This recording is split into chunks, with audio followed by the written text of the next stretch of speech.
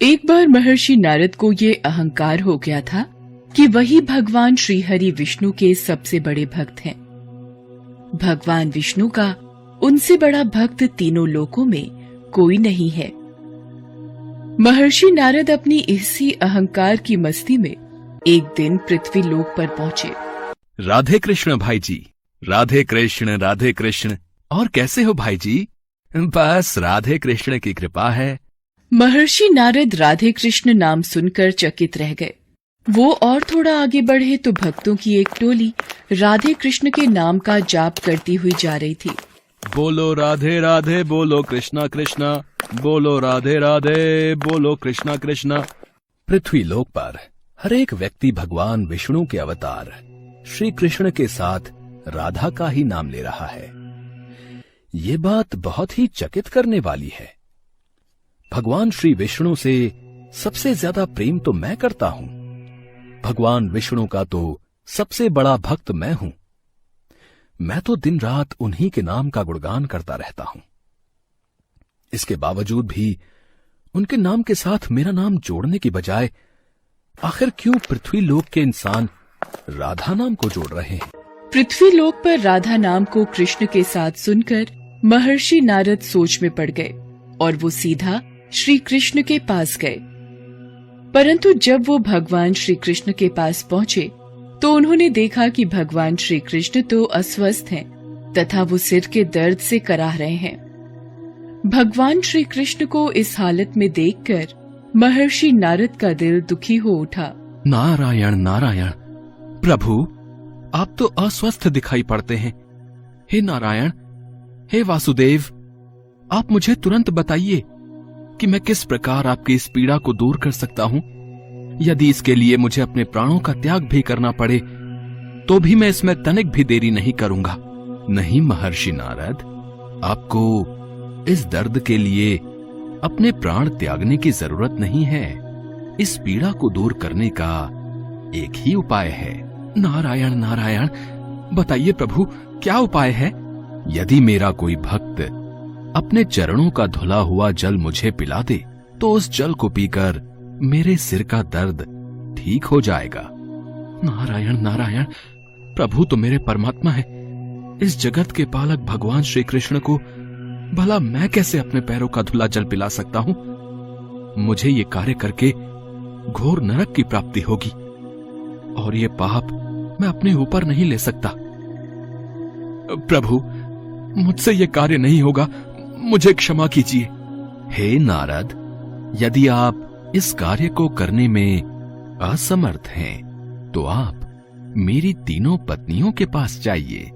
शायद वो इस दर्द को दूर करने में मेरी सहायता करें। महर्षि नारद सबसे पहले भगवान कृष्ण की सबसे प्रिय पत्नी रुक्मणी के पास जाते हैं और सारी बात बताते हैं।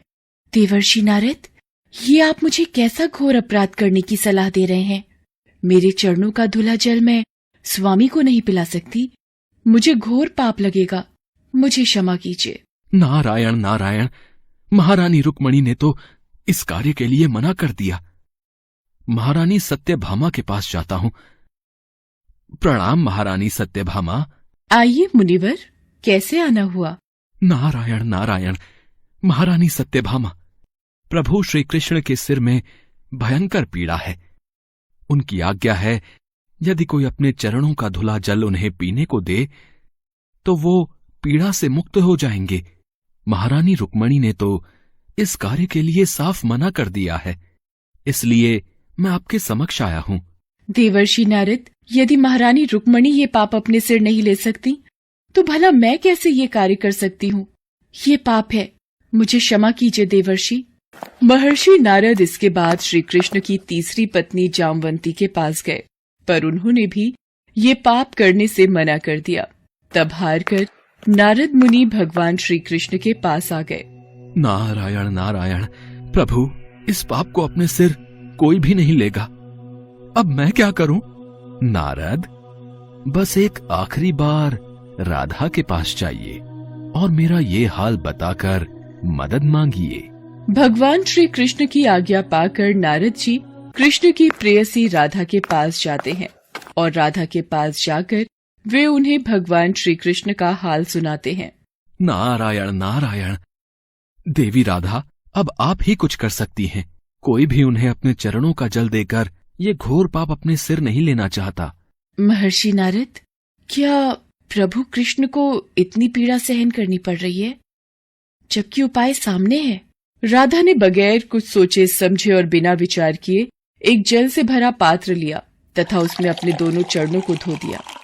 राधा रानी अपने पैरों से धुले हुए उस जल के पात्र को महर्षि नारद को पकड़ाते हुए बोली, मैं जानती हूँ कि मेरे इस कार्य के लिए मुझे घोर नरक प्राप्त हो सकता है, परंतु मैं अपने प्रियतम श्री कृष्ण के सिर में होने वाली भयंकर पीड़ा को बिल्कुल भी सहन नहीं कर सकती।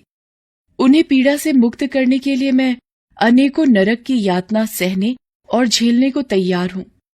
आप जल्दी से ये जल प्रभु को पिला दीजिए, क्योंकि जब तक वो ठीक नहीं होंगे मेरा मन भी अशांत रहेगा। आप धन्य हो देवी राधा।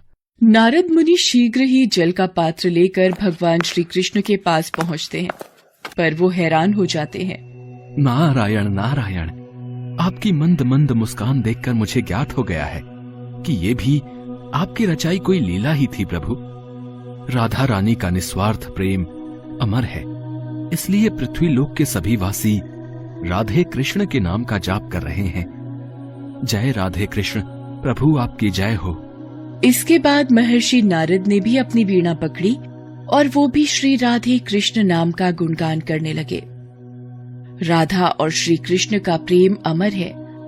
राधा ने श्री कृष्ण से और श्री कृष्ण ने राधा से निस्वार्थ और आत्मिक प्रेम किया था।